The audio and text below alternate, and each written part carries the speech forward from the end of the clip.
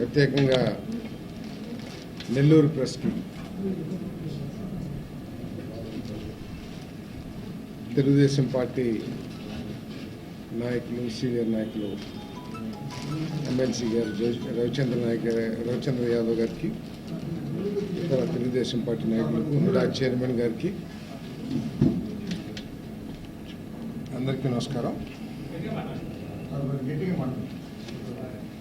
నిన్నటి వరకు రాష్ట్రం అంతా కూడా గజగజ వణిగిపోయింది. మోంతా తుఫాన్ విపరీతమైన నష్టాన్ని కలిగించబోతుంది. రాష్ట్రంలో దాదాపు చాలా జిల్లాల్లో, ప్రత్యేకంగా కోస్టల్ ప్రాంతాల్లో హెవీ రెయిన్స్ పడబోతున్నాయి. అదేవిధంగా 100 నుంచి 120 కిలోమీటర్లు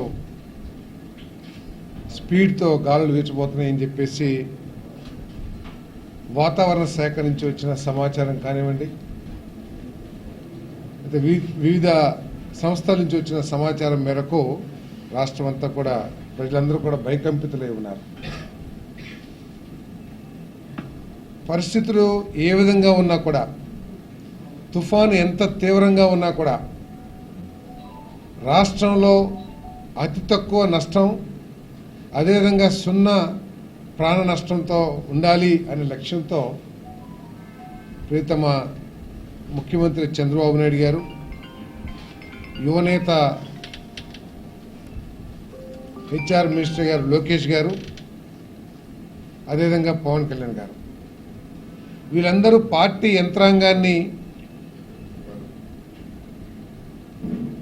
అదేవిధంగా అధికార యంత్రాంగాన్ని సమన్వయపరుచుకుంటూ అందుబాటులో ఉన్న సాంకేతికతని ఆధారంగా చేసుకుని దాన్ని వినియోగించుకొని ప్రజలకి ఎటువంటి సమస్య లేకోకుండా ఉండటం కోసం మన ప్రీతమ ముఖ్యమంత్రి చంద్రబాబు నాయుడు గారు రాత్రి 12 గంటల వరకు కూడా, రాత్రి 12, 1 గంట వరకు కూడా సెక్రటరియట్లోనే ఉండి ఈ ఆపరేషన్స్ అన్నింటినీ కూడా మానిటర్ చేశారని చెప్పేసి మనం చేస్తా ఉన్నాను. నేను ఒకసారి మీరు కూడా చాలా తుఫాన్లు చూసుంటారు. తుఫాన్ వచ్చిన వారం 10 రోజుల వరకు కూడా రాష్ట్రం తేరుకోలేకుండా పరిస్థితులు ఉండేవి. కానీ ఈరోజు తుఫాను వచ్చింది ఆంధ్రప్రదేశ్ కంటే ఎప్పుడు వచ్చింది, ఎలా వచ్చింది అని అడిగే పరిస్థితి వచ్చిందంటే అది ప్రభుత్వం, ప్రత్యేకంగా చంద్రబాబు నాయుడు గారి పనితీరు అని చెప్పేసి కూడా ఈ సందర్భంగా నేను తెలియజేస్తా ఉన్నాను. అన్ని డిపార్ట్మెంట్స్ని సమన్వయం చేసుకుంటూ, విద్యుత్ శాఖ కానివ్వండి, పోలీస్ శాఖ కానివ్వండి, అందరినీ సమన్వయం చేసుకుంటూ చెట్లు పడిపోయినా, కరెంటు స్తంభాలు పడిపోయినా కేవలం కొన్ని గంటల్లోనే, మీరు కూడా చాలా ప్రాంతాలు పర్యటించుంటారు మీ పర్సనల్ లైఫ్లో కానీ, లేకపోతే మీ అఫీషియల్ డ్యూటీలో కానీ. ఎక్కడ మనం గతంలో చూసాం, తుఫాన్ వచ్చిన 2వ రోజు చూస్తే పేపర్లు అన్నీ కూడా 10 కిలోమీటర్లు వాహనాలు నిలిచిపోయి ఉండటం కానివ్వండి, లేకపోతే రోడ్ల మీద చెట్లు పడిపోయి, భారీ వృక్షాలు పడిపోయి ఉండటం కానీ, బిల్డింగ్లు పడిపోయి ఉండటం, ఇవన్నీ కూడా మనం చూసేవాళ్ళం. కానీ మీకు ఒక్క ఫోటో కూడా లభించి ఉండదు. ఏది చెట్టు పడిపోవటం మూలంగా నేషనల్ హైవే దిగ్బంధనం అయిపోయింది, లేకపోతే ఇంకేదో జరిగిందని చెప్పేసి ఎక్కడ కూడా మీకు ఫోటో కూడా లభించి ఉండదని చెప్పేసి భావిస్తాను. దీనికి కారణం ముఖ్యమంత్రి గారి నాయకత్వంలో ఆర్టీజీఎస్ అధికారులందరూ కూడా సాంకేతికతని, అదేవిధంగా డేటా అందుబాటులో ఉన్నది అన్నింటినీ కూడా సమన్వయం చేసుకుంటూ ప్రజలకి ఎప్పటికప్పుడు అలర్ట్స్ ఇవ్వటం మూలంగా ఇది సాధ్యమైందని చెప్పేసి కూడా నేను ఈ సందర్భంగా నేను తెలియజేస్తా ఉన్నాను. మరి దేశమంతా, రాష్ట్రంలో ప్రజలందరూ కూడా 30వ తారీఖు ఉదయమే చాలామంది ఫ్రెండ్స్ నాకు ఫోన్ చేశారు. అరే సారథి, తుఫాను ఏం భయం కలిగించిందో నాకు తెలియదు, కానీ మీరు పంపించిన అలర్ట్లు ఏదైతే ఉన్నాయో, టెలిఫోన్లు ఢామ్ అని చెప్పేసి అలర్ట్, వర్షాలు పడబోతున్నాయి, గాలి వస్తుంది, మీరు ఇంట్లోంచి బయటకు వెళ్ళబాకండి, మీరు జాగ్రత్తలు తీసుకుని ఏదైతే అలర్ట్స్ ఇచ్చారో అవి మాకు నిజంగా అలర్ట్స్ చేసి మేము ఇంట్లోంచి బయటికి రాకుండా ఉంటాం, చాలా సేఫ్టీ చేశారు, చాలా బ్రహ్మాండంగా పనిచేసిందని చెప్పేసి చాలామంది మిత్రులు మరి తెలియజేశారని చెప్పేసి మనం చేస్తున్నాం. అది ప్రభుత్వం ఈ మోంతా తుఫాన్ని మేనేజ్ చేసిన విధానం అని చెప్పేసి మనం చేస్తున్నాం. ఆఖరికి అంత పెద్ద తుఫాను కూడా ఆర్టీజీఎస్లో ఉన్న చంద్రబాబు నాయుడు గారిని, లోకేష్ గారిని, పవన్ కళ్యాణ్ చూసి అది పారిపోయి తెలంగాణలో వర్షం కురిసిన విషయం కూడా ప్రజలందరూ చెప్పుకుంటున్నారని చెప్పేసి మనం చేస్తాం. ఈ విధంగా రాష్ట్రంలో భయాందోళనతో కూడిన పరిస్థితులు, రైతులు తీవ్రంగా నష్టపోయిన పరిస్థితులు ఇవన్నీ ఉంటే మన పులివెందుల శాసనసభ్యులు మాజీ ముఖ్యమంత్రి జగన్మోహన్ రెడ్డి గారు మాత్రం ఏదో ఫ్లైట్స్ లేవు, అది లేదు, ఇది లేదని చెప్పేసి బెంగళూరులో ఉండటం అసలు ఆయన ప్రజా జీవితానికి పనికొచ్చే వ్యక్తి కాదా ఒక్కసారి ప్రజలందరూ కూడా ఆలోచించాలని చెప్పేసి నేను మనం చేస్తాను.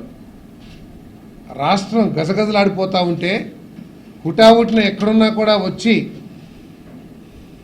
కేంద్రంలో కూర్చుని వారి పార్టీ కేంద్రంలో కానీ లేకపోతే రాజధానిలో కానీ లేకపోతే ఎక్కడంటే అక్కడ రాష్ట్రంలో కూర్చుని వారి పార్టీ యంత్రాంగాన్ని కూడా సమాయత్తపరిచి ప్రజలకు అందుబాటులో ఉండండి, ప్రజలకు నష్టం కలగకుండా చూడండి, మీరు యంత్రాంగంతో కోఆపరేట్ చేసి వాళ్ళు చేసే కార్యక్రమాలకి తోడుండండి, లేదు వాళ్ళు తప్పు చేస్తుంటే మీరు సరిచేయండి, మీరు నిలబడండి అని చెప్పేసి ఒక డైరెక్షన్ ఇవ్వాల్సిన వ్యక్తి ఒక పార్టీ అధ్యక్షుడు బెంగళూరులో కూర్చుని ఈ రోజు వరకు కూడా నిన్న వాతావరణం చాలా పొడిగా ఉంది, ఎక్కడ ట్రాఫిక్ ఆగటం కానీ ఎక్కడ ఎటువంటి ఇబ్బందికర పరిస్థితులు కానీ లేవు. ఉన్నదల్లా పడిపోయిన పంటలు కానివ్వండి, మునిగిపోయిన హార్టికల్చర్ పంటలు కానివ్వండి, ఇవే తప్పితే ఎక్కడా కూడా సామాన్య జనజీవనానికి ఎటువంటి ఇబ్బంది లేదు.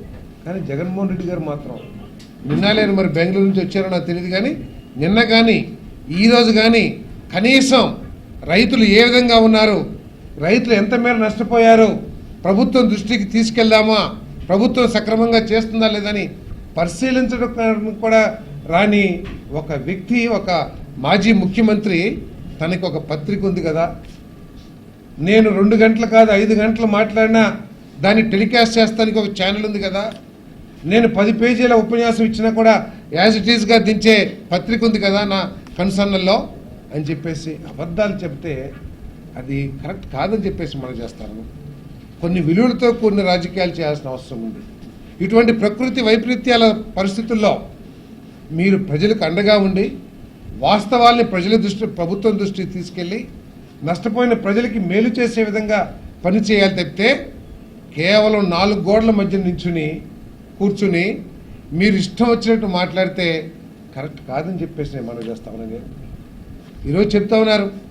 రైతుల గురించి ఆయన మొసలి కన్నీరు ఏ విధంగా కారుస్తున్నారో సాక్ష్యపత్రిక చూస్తే అర్థమవుతా ఉంది. తాను అధికారంలో ఉన్నప్పుడు 1647 కోట్ల రూపాయలు ధాన్యం రైతులకు ఎగ్గొట్టిన జగన్మోహన్ రెడ్డి గారు 5 సంవత్సరాల్లో రైతుల ఖర్చును తగ్గించడానికి యాంత్రీకరణ చేస్తానికి ఉపయోగపడే డ్రిప్ ఇరిగేషన్ కానీ లేకపోతే యంత్రాలు కానీ పరికరాలు కానీ ఎగ్గొట్టిన జగన్మోహన్ రెడ్డి గారు కనీసం రైతు భరోసా మేము 13,500 ఇస్తామని చెప్పేసి ఎన్నికల్లో చెప్పి ఆఖరికి 7,500కో 7,000 రూపాయలు ఇచ్చి చేయి దులుపుకున్న జగన్మోహన్ రెడ్డి గారు ఈరోజు రైతుల గురించి మాట్లాడుతుంటే చాలా విడ్డూరంగా ఉందని చెప్పేసి మనం చేస్తాము. ఈరోజు మన తెలుగుదేశం పార్టీ ఏం చేసిందని చెప్పేసి అడుగుతా ఉన్నారు. తెలుగుదేశం పార్టీ రైతులను ఆదుకోవటం కోసం అన్ని విధాలు కూడా చేస్తుందని చెప్పేసి మనం చేస్తాను. ఇటువంటి ప్రకృతి వైపరీత్యాల సమయంలో కూడా మీరు అధికారంలో ఉన్నప్పుడు ఇచ్చిన దానికంటే కూడా మెరుగ్గా ఈరోజు మేము జీవోలు ఇచ్చి రైతులు ఆదుకునే కార్యక్రమాలు చేస్తున్నామని చెప్పేసి మనం చేస్తాను. మీరు అధికారంలో ఉన్నప్పుడు కేవలం వరి, వేరుశనగ, పత్తి రైతులకి హెక్టార్కి 17,000 రూపాయలు ఇస్తే మేము 25,000 రూపాయలు ఇస్తున్నాం ఈ 3 పంటలకి. అదేవిధంగా మీరు అరటికి 25,000 ఇస్తే మేము 35,000 ఇస్తున్నామని చెప్పేసి మనం చేస్తాను. కూరగాయలు, మిరప, బొప్పాయికి మీరు 17,000 ఇస్తే 35,000, 25,000 రూపాయలు ఇస్తున్నామని చెప్పేసి మనం చేస్తాను. అదేవిధంగా పశువులు చనిపోతే మీరు కేవలం 5,000 ఇస్తే మేము 10,000 రూపాయలు ఇస్తున్నామని చెప్పేసి మనం చేస్తాను. అదేవిధంగా మత్స్యకారులకి వలపోతే 5,000 ఇస్తే 10,000, మీరు ఇచ్చిన దానికంటే కూడా అన్నిటికి కూడా ఆవులకి గేదెలు చనిపోతే మీరు 37,500 ఇస్తే మేము 50,000 ఇస్తున్నాం. మీరు అదేవిధంగా మీరు చెప్తున్నారు మీరు ఏమి ఇచ్చారు రైతులకి ఏం చేశారని చెప్పేసి మీరు మాట్లాడతారు. మీరు అధికారంలో ఉన్నప్పుడు కనీసం ఏ పంటకైనా సరే నష్టపరిహారం ఇచ్చారని చెప్పేసి అడుగుతా ఉన్నాను. నేను రైతుల గురించి మాట్లాడుతున్న జగన్మోహన్ రెడ్డి గారి గురించి ఒక్కసారి ఆలోచన చేస్తే ఇటువంటి ప్రకృతి వైపరీత్యం వచ్చినప్పుడు మీరు చూశారు మన చంద్రబాబు నాయుడు గారు ఉదయాన్నే ఏది 29న మన తీరం దాడితే మంతా తుఫాను అదే రోజు మధ్యాహ్నం నుంచే హెలికాప్టర్లో ఇన్స్పెక్షన్కి చూస్తానికి వెళ్ళారు.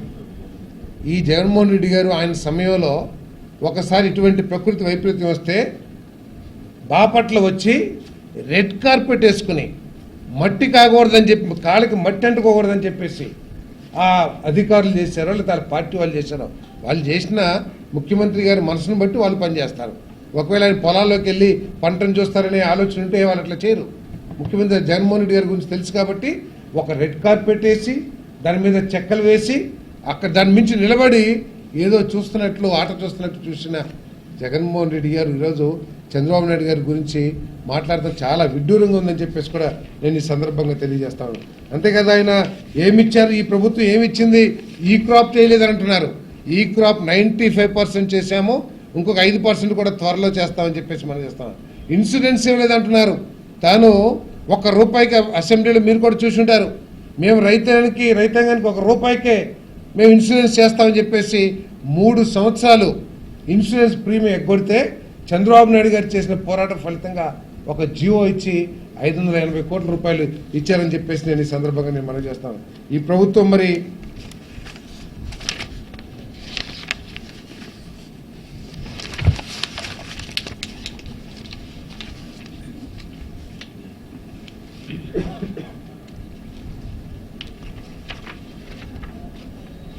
తెలుగుదేశం కూటమి ప్రభుత్వం అధికారంలోకి వచ్చిన తర్వాత రైతు భరోసాతో రైతు సంక్షేమం గురించి ఆలోచన మొదలుపెట్టాం. ₹20,000 ఆ ప్రభుత్వం ₹12,000 ఇస్తే ఈ ప్రభుత్వం ₹20,000 ఇచ్చిందని చెప్పేసి కూడా నేను ఈ సందర్భంగా తెలియజేస్తాను. అంతేకాకుండా యంత్ర పరికరాలన్నిటికీ కూడా 50% సబ్సిడీ, మరి డ్రిప్ ఇరిగేషన్కి 90% సబ్సిడీ మీద కూడా ఈరోజు రైతులకి యంత్రాలు అందించే కార్యక్రమం కూడా చేస్తున్నామని చెప్పేసి మీ అందరికీ మనవి చేస్తాను.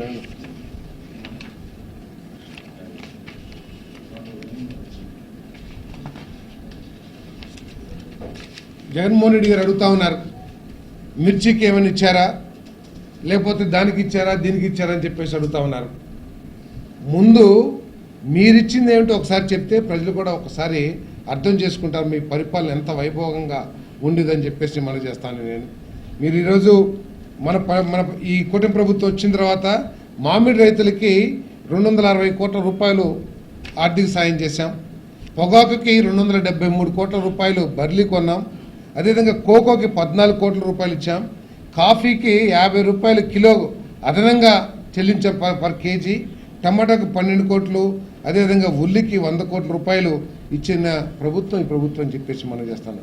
ఇవన్నీ కూడా అబద్ధాలు చెప్పి నాకు పత్రిక ఉంది కదా లేకపోతే నాకు ఒక ఛానల్ ఉంది కదా నేను ఏది చెప్తే అది చేస్తానంటే ప్రజల్ని మీరు చేయండి. ఓడిపోతే ఎందుకు ఓడిపోయామని చెప్పేసి ఆలోచన చేసి తమ పనితనాన్ని మెరుగుపరుచుకోవడానికి ప్రయత్నం చేయాలి తప్పితే ఇంకా నేను ఏం చెప్తే అదే ప్రజలు నమ్ముతారనే ఒక భ్రమలో ఉంటే అది తప్పని చెప్పేసి కూడా నేను ఈ సందర్భంగా నేను తెలియజేస్తా ఉన్నాను. మరి ధరల స్థిరీకరణ నిధి వాళ్ళు ₹3,000 కోట్ల ధరల స్థిరీకరణ నిధి పెట్టి ఎంత ఖర్చు పెట్టారో ఒకసారి లెక్కలు చెప్పమని చెప్పేసి కూడా అడుగుతా ఉన్నాను. ఈ ప్రభుత్వం దాదాపు ₹6,000 కోట్ల మరి ధరల స్థిరీకరణ నిధి పెట్టి ఇందాక నేను ఏదైతే చెప్పానో మామిడి, పొగాకు, కోకో, కాఫీ వీటన్నిటికీ కూడా మరి నష్టపరిహారాన్ని ఆర్థిక సాయాన్ని చేయడం జరిగిందని చెప్పేసి మనం చేస్తాను. ఆ ప్రభుత్వం అధికారులు ఉన్నప్పుడు కేవలం 40 లక్షల టన్నులు ధాన్యాన్ని కొంటే ₹6,000 కోట్ల పెట్టి మన ఈ కూటమి ప్రభుత్వం 53.5 లక్షల టన్నుల ధాన్యాన్ని కొని 12,500 13,000 కోట్ల కొనిందని చెప్పేసి ఖర్చు పెట్టిందని చెప్పేసి కూడా అది ఈ ప్రభుత్వానికి చంద్రబాబు నాయుడుకి ఉన్న చిత్తశుద్ధి అని చెప్పేసి కూడా నేను ఈ సందర్భంగా తెలియజేస్తూ మరి ఈ నష్టంలో మరి ఈ తుఫాన్లో నష్టపోయిన రైతులందరికీ కూడా తప్పుకోకుండా ఆర్థిక సహాయం మరి నిబంధన ప్రకారం చేసే కార్యక్రమం చేస్తామని చెప్పేసి నేను మనవి చేస్తా ఉన్నాను. మరి ఈ తుఫాన్లో 10 మండలాల్లో 2503 గ్రామాల్లో 1.75 1,75,000 మంది రైతులు 1,40,000 హెక్టార్ల పంట భూమిలో పంట నష్టపోయారని చెప్పేసి మనం చేస్తాను. అంటే ప్రాథమిక అంచనా ప్రకారం 829 కోట్ల రూపాయలు మేరకు నష్టం జరిగిందని చెప్పేసి ప్రాథమిక అంచనా వేశారు. అదేవిధంగా హార్టికల్చర్కి దాదాపు 244 మండలాల్లో 1,021 గ్రామాల్లో 24,000 మంది రైతులకి 518 కోట్ల రూపాయలు నష్టం జరిగిందని చెప్పేసి మరి ప్రాథమిక అంచనా తెలియజేస్తానని చెప్పేసి మనం చేస్తాము. అదేవిధంగా మత్స్యకారులు కూడా ఈ 7 బోట్స్ దెబ్బతిన్నాయి. ఒక మత్స్యకారుడు మిస్ అయ్యారు. దాని విలువ 11.7 లక్షలు అని చెప్పేసి మనం చేస్తాను. 21,000 ఎకరాల రొయ్యల చెరువులు దెబ్బతిన్నాయి. 11,000 చేపల చెరువులు దెబ్బతిన్నాయి. వాటి విలువ సుమారు 220 కోట్లు. రొయ్యల చెరువులు 1,059 కోట్లు అని చెప్పేసి మనం చేస్తాను. పశు సంవర్ధక శాఖలో మరి 36 ఆవులు, 91 గేదెలు, 253 గొర్రెలు, 62 మేకలు ఇవన్నీ కూడా చనిపోయినాయి. వీటి విలువ అంతా కూడా 65,21,000 రూపాయలు అని చెప్పేసి తెలియజేస్తా ఉన్నాను. తప్పకుండా ఈ ప్రభుత్వం అంతేకాకుండా వారికి ఇమ్మీడియట్ రిలీఫ్గా ఎవరైతే ఇల్లు కోల్పోయారో లేకపోతే ఎవరైతే క్యాంప్స్లో ఉన్నారో రిలీఫ్ క్యాంప్స్లో ప్రభుత్వం నిర్వహించిన రిలీఫ్ క్యాంప్స్లో ఉన్నారో వాళ్ళందరికీ కూడా జీవోలు ఇప్పటికే విడుదల చేశాం. వారందరికీ కూడా రైస్ కానివ్వండి లేకపోతే ఆర్థిక సాయం కానివ్వండి అవన్నీ కూడా ఇవ్వటం జరుగుతుందని చెప్పేసి మనం చేస్తాం. ఏ సార్ అంటే ఈ ఇల్లు దెబ్బతినటంలో మీరు కూడా చాలా తుఫాన్లు చూసుంటారు. పూర్తి నష్టం హౌసింగ్కి అంటూ ఒక నష్టం జరగదు. తప్పుకోకుండా దీన్ని అంతా ప్రాథమిక అంచనా వేయాల్సిన అవసరం ఉంది. దానికి ఈ ప్రకృతి వైపరీత్యాల్లో ఏదైతే పూర్తిగా దెబ్బతిన్న ఇల్లు పాక్షికంగా దెబ్బతిన్న ఇల్లు కేటగిరీస్లో వాళ్ళకి ఏదైతే నష్టపరిహారం అందుతుందో ఆ నష్టపరిహారాన్ని ప్రభుత్వం అందిస్తుంది. ఒకవేళ పూర్తిగా దెబ్బతిని ఉంటే కనుక వాళ్ళకి ఇల్లు శాంక్షన్ చేసే అవకాశాలను కూడా మేము తప్పకుండా పరిశీలించి మేము శాంక్షన్ కూడా చేపిస్తామని చెప్పేసి మనం చేస్తాం.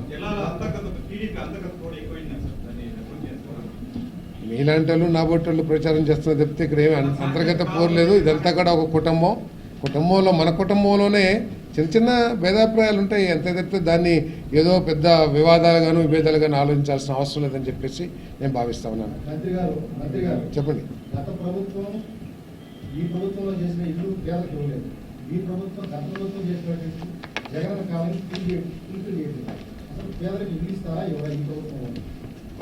ఒకటి 2 అడిగారు మీరు. జగన్మోహన్ రెడ్డి గారు ఇచ్చిన ఇళ్ల సంగతి, తర్వాత ఈ ప్రభుత్వం ఇచ్చే ఇళ్ల సంగతి మీరు అడిగారు, అంతేనా?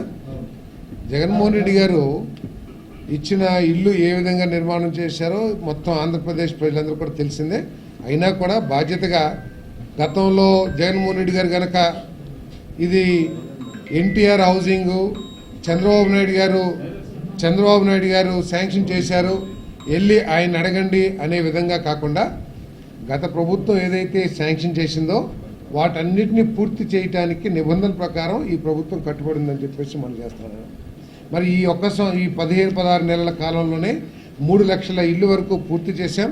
వాస్తవానికి 29వ తారీఖు ముఖ్యమంత్రి గారి చేత వాటిని ప్రారంభించే కార్యక్రమం కూడా పెట్టాం, 29 అఫీషియల్గా. కానీ దురదృష్టవశాత్తు ఈ తుఫాన్ మూలంగా అది పోస్ట్పోన్ అయింది. రాబోయే రోజుల్లో జనవరికి మరొక 1 లక్ష ఇల్లు, వచ్చే 2026 జూన్ జూలై కల్లా మరో ఒక 4-5 లక్షల ఇల్లు ఏదైతే బ్యాలెన్స్ ఉన్నాయో వాటన్నిటిని పూర్తి చేస్తాం. గతంలో శాంక్షన్ చేసిన ఇళ్ళ సంగతి నేను చెప్తున్నాను. ఇప్పటికే అర్బన్లో ఇల్లు శాంక్షన్ చేస్తాం మొదలుపెట్టాం. ఇప్పటికే మా దగ్గర ఉన్న అప్లికేషన్స్ ఏదైతే ఉన్నాయో ఆన్లైన్లో 41,000 ఇళ్ళకి శాంక్షన్ చేశాం. అదేవిధంగా రూరల్లో కూడా ఇల్లు నిర్మించుకునే వాళ్ళకి అర్హతను బట్టి మీరు ఆన్లైన్లో అప్లై చేసుకోమని చెప్పాం. దానికి 5వ తారీఖు ఆఖరి తేదీగా నిర్ణయించాం. కానీ మేము ఈ తుఫాను కానివ్వండి లేకపోతే కొంచెం సాంకేతిక కారణాల మూలంగా నవంబర్ 31 తారీఖు వరకు దాన్ని పొడిగించమని కోరాం. దాన్ని 31 తారీఖు వరకు కూడా అప్లై చేసుకోవచ్చు. విజిలెన్స్ ప్రత్యేకంగా నెల్లూరు జిల్లాలో చాలా కంప్లైంట్స్ వస్తే వేశాం. ఆ రిపోర్టు ప్రభుత్వానికి అందింది. దాని మీద ప్రిలిమినరీ ఎటువంటి చర్యలు తీసుకోవాలో కూడా మరి పరిశీలిస్తుంది ప్రభుత్వం. రాష్ట్రం మొత్తం మీద కూడా కొన్ని ప్రత్యేకంగా ఒక కంపెనీ రాష్ట్రాన్ని లబ్ధిదారుల్ని మోసం చేసే విధంగా చేసే వాళ్ళన్నీ కూడా క్యాన్సిల్ చేసి వాళ్ళ మీద క్రిమినల్ ఎవరైతే మోసం చేశారో వాళ్ళ మీద క్రిమినల్ లేదా రికవరీ అవన్నీ కూడా చేయబోతా ఉన్నాం.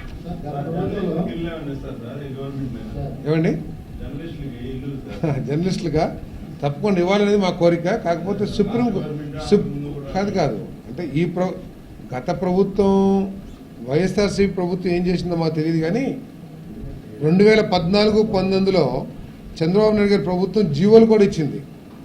విజయవాడ నన్నలో కానివ్వండి, అదేవిధంగా అమరావతిలో కానివ్వండి కొంత భూమిని కేటాయిస్తూ జీవోలు కూడా ఇచ్చింది. తర్వాత వచ్చిన ప్రభుత్వం దాన్ని పట్టించుకోలేదు, కనీసం ఏమీ చేయలేదు.